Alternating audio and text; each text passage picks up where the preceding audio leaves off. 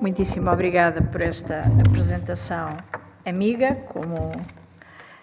com a generosidade que a amizade dita.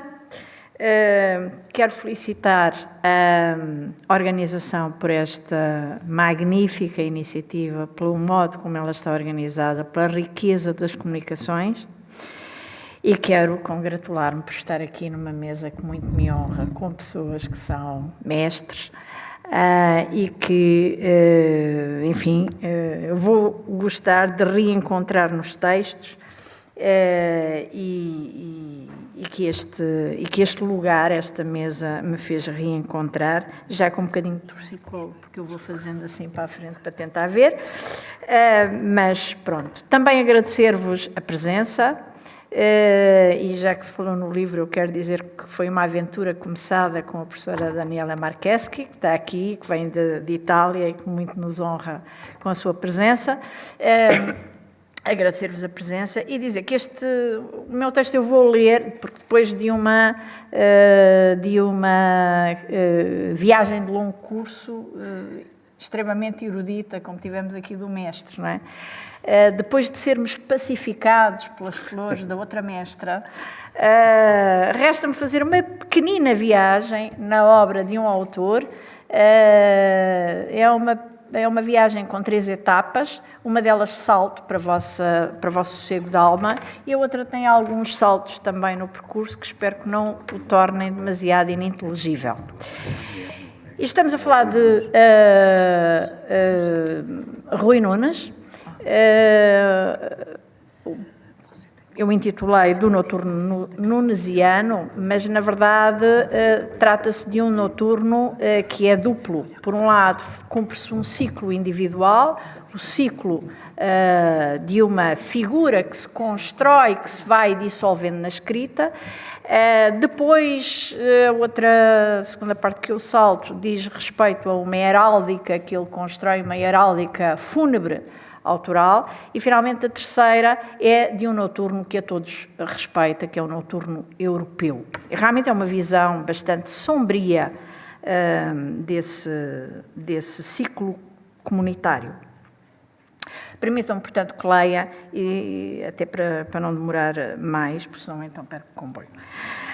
Com Rui Nunes, a dor é o início e o fim da história, o texto que se pode seguir, acompanhar, ler, mas sob ele, precedendo-o já, dissimula-se um outro que o explica, justifica e em que ele se gera, o progresso triunfante do mal, ou seja, da doença no sentido mais lato, e o da morte. A ficção, na sua fragmentação de negra luminosidade, é a expressão da desordem e do caos, a imporem-se a uma ordem ilusória e fugaz. A lei dominante do movimento e da vida é letal.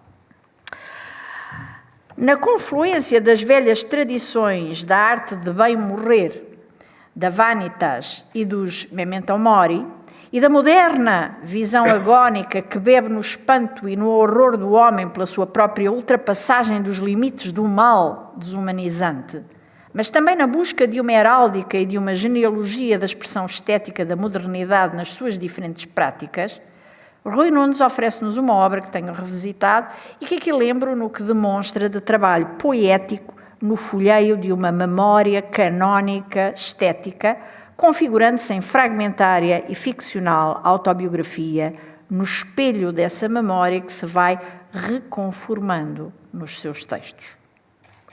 Numa viagem do outono de 2013, Rui Nunes visita o anjo da história do Walter Benjamin, parecendo assinalar na tiragem simbolicamente reduzida uma mensagem para a fraternidade. Fratres de uma Europa mediterrânica, cujo sangue vertido na guerra tinge a fotografia da capa. Fratres de outras leituras. Eu passo, porque são autores vários, mas em que saliento a literatura, a pintura e a música. E na capa do volume dessa viagem no outono, o brilho do rio gelado, corte diagonal no tapete de flores de sangue, evoca a lâmina de uma faca implacável, instrumento dessa dama-morte com quem a ficção nunesiana insinua dançar. Ao longe, o barco de escritores da viagem de propaganda nazi, contemplando o postal preparado, ou a cidade artificial supostamente dedicada aos judeus, de acordo com o filme, o Führer oferece uma cidade aos judeus, embebida em arte, tanto que convenceu os representantes da Cruz Vermelha Internacional que a visitaram em 1944, e que na realidade foi aparelho de extermínio, a música tocada na fantasmagoria da ignorância afeta-nos ainda. A dos que tocavam sem saberem se continuariam vivos para o concerto seguinte, e a dos que ouviam no desconhecimento de se lá chegariam também. Fraternidade eminentemente trágica. Em Noturno Europeu, Rui Nunes percorre emocionalmente essa fraternidade europeia, onde as sombras do crepúsculo ocultam os vestígios de uma convivência sangrenta desde as origens, latente, iminente. O ciclo da casa individual de Rui Nunes inscreve-se assim no ciclo da casa coletiva europeia.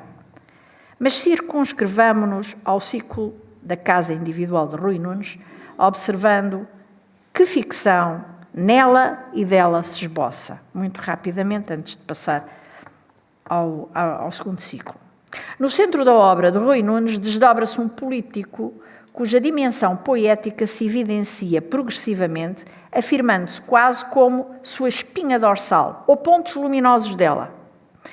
Osculatriz, que sinos dobram por aqueles que morrem como gado, grito e o choro é um lugar incerto, principalmente.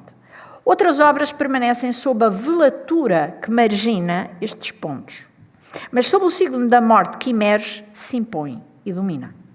A escrita coreografa, desenhando-lhe a cena e a história, transfigurando-a. Em curso de vida, em guerra com ela.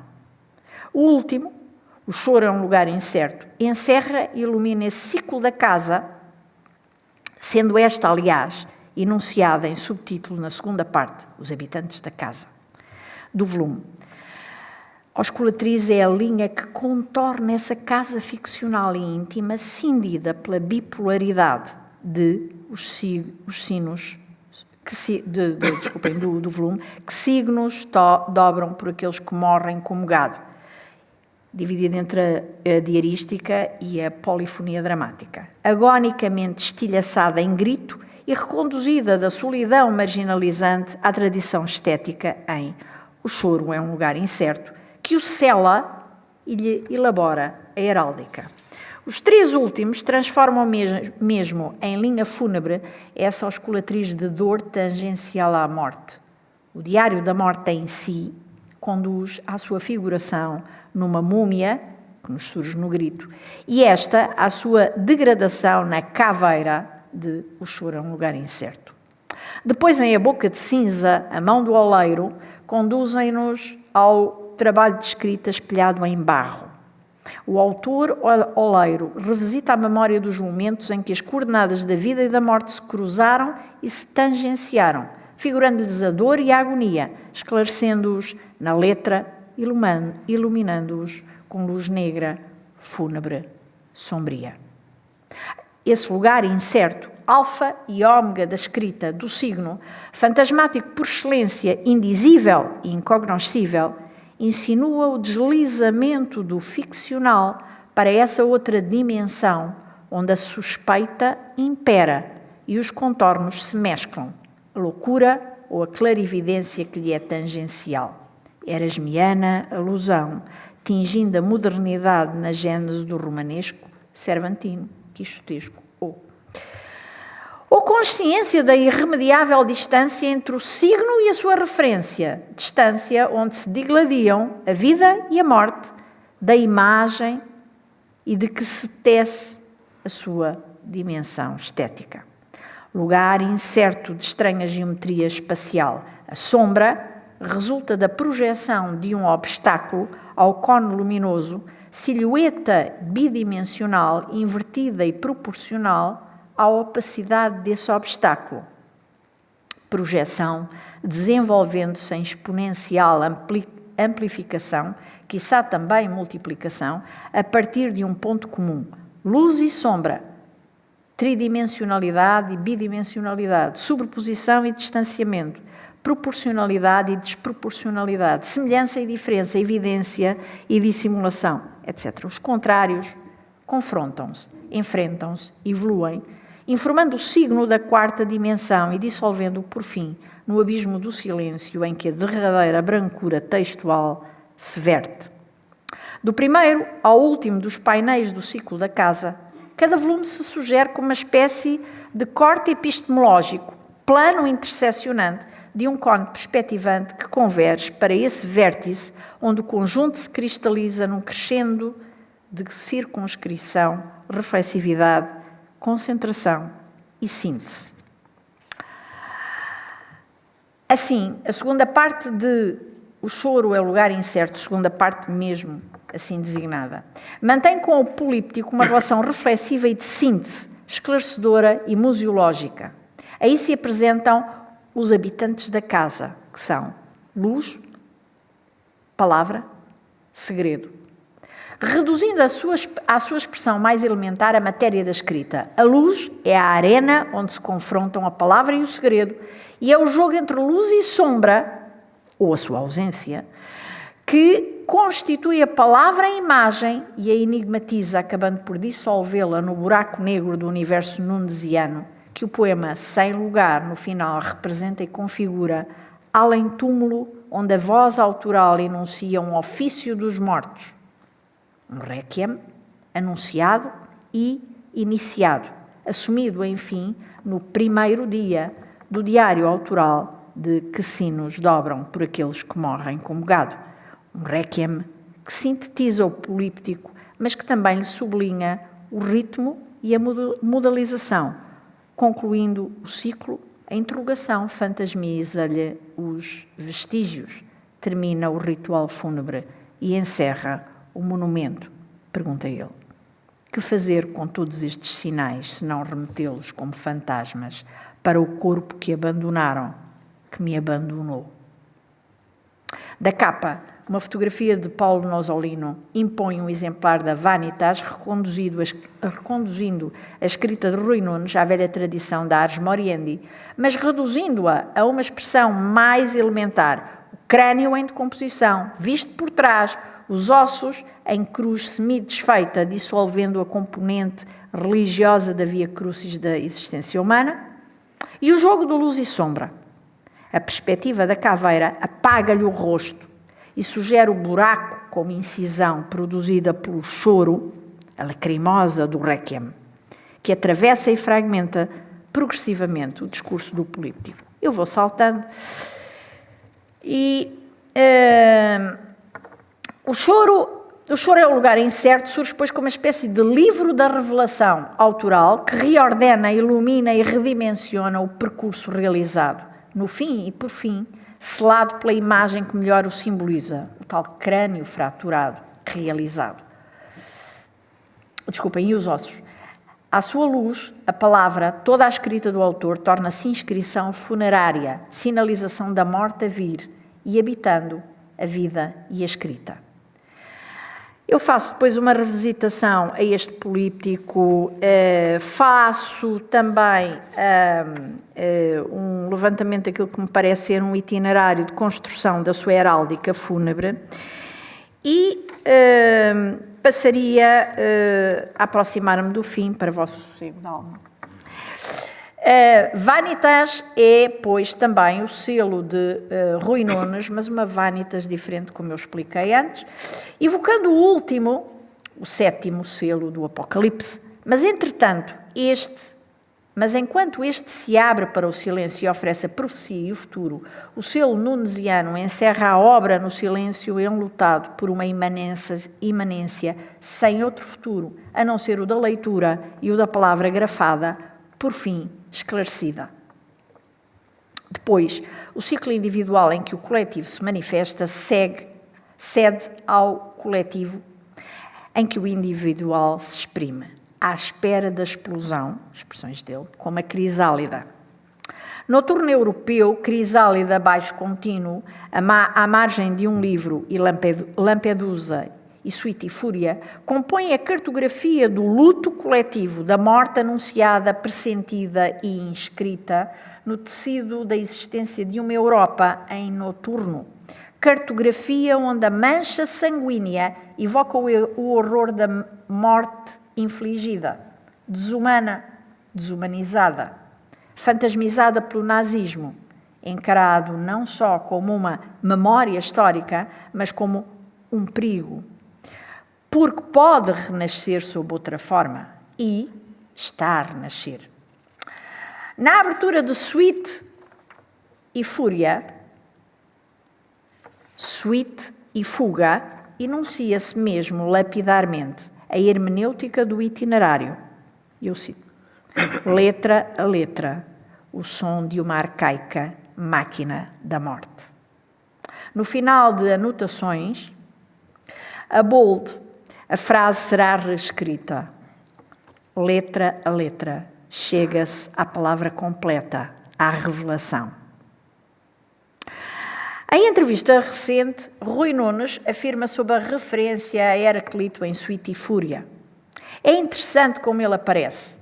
Eu estava a ler o seminário dado por Heidegger sobre Heraclito. Heidegger fascina-me e repugna-me simultaneamente.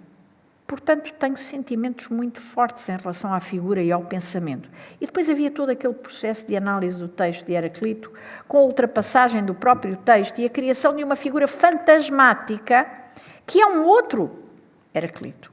Isso seduziu-me. Como sempre, eu ia escrevendo notas à margem durante a minha leitura e nessas notas começou a entrar o problema da criação de uma personagem que já era personagem antes. É personagem de uma personagem. Isto é, de Heraclito enquanto personagem quase romanesca. Isso atirou-me para divagações de outra índole. Além disso, há no autor uma coisa que me fascina, a revelação do tempo, a relação do tempo com a mudança, com o conflito, com a guerra e, de certo modo, tudo isso está presente no meu livro. Daí eu entender que seria interessante eu ter a matriz do próprio livro, isto é, como é que ele surgiu a partir daquela leitura, ao mesmo tempo ia introduzindo alguns elementos da minha relação específica com o pensamento de Heidegger e com a repulsa de muito daquilo que ele diz, ficção de ficção de ficção. E o Noturno nunesiano ritma a revisitação das referências mais canónicas da identidade europeia, exatamente as que a dilaceraram entre Eros e Thanatos, o sublime e a distopia, os excessivos de sinal contrário. Em Suite e Fúria, Ulisses, Penélope e Ítaca refratam-se metamorficamente na fluidez da memória coletiva, aspirando e temendo o futuro. E eu cito de Crisálida: hoje a violência já não está circunscrita aos territórios de caça rodeados de arame eletrificado, cotadas. Hoje há por todo o lado palavras de um sangue indiferente. E há o sangue. Muito obrigada.